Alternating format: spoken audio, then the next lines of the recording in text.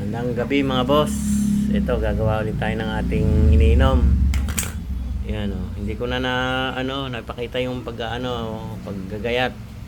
Bali yan mansanas, carrots, pipino, saka ubas, lemon, orange at saka tawag nito yung turmeric at saka kangkong. Tapos nilagyan ko ng konting paminta yan. Pang cleansing para sa mga matataas ang kolesterol. Ito, inumin nyo kada bago matulog o di kaya sa umaga bago kayo kumain. Basta pagkagising nyo, yan ang una nyong inumin. Makikita nyo yung malaking pagbabago sa inyong sarili, sa katawan. Yan, be-blender muna natin siya ulit. Itong binlender ko, inom ako na isang baso ngayon bago matulog. Tapos bukas yung matitira bukas na ng umaga.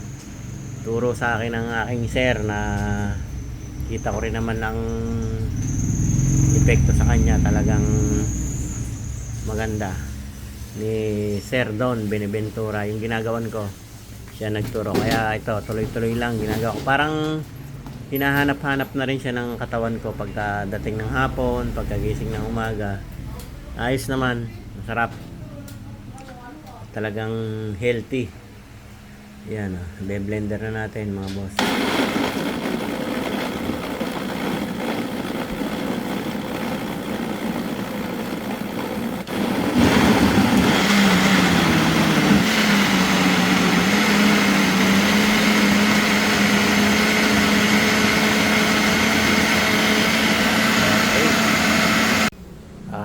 Okay mga boss, ayan na. Tapos natin siyang blenderin. Ganyan itsura niya.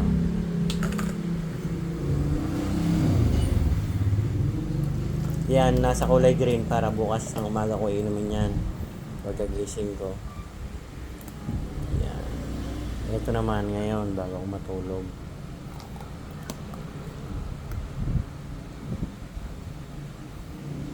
Oo pa. Tikman natin mga boss. Cheers.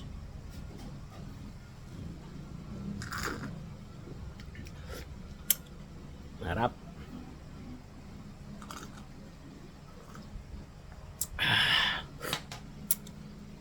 Subukan nyo to, itong gantong pagkain mga boss. Talagang nakikita nga nung mga boss ko at saka nung iba nakakita sa akin, laki daw agad ng pinayat ko. Sabi ko talaga nagpapayat ako ng konti kasi mataas yung kolesterol ko. Kaya ito muna. Pero siyempre natingin pa rin tayo ng alak, hindi naman mawawala yun. Ayan, side na. Okay mga boss, subukan nyo at napakasarap at napaka-healthy nito. Ayan, pati ang saging niya yan, malaga. Okay mga boss, dyan muna kayo at muli maraming salamat po at papalo po ng aking page. Ang bagong page ko ay Ram Builder at sa aking YouTube channel naman po ay Malyari Motovlog. Paki subscribe po. Maraming salamat mga boss.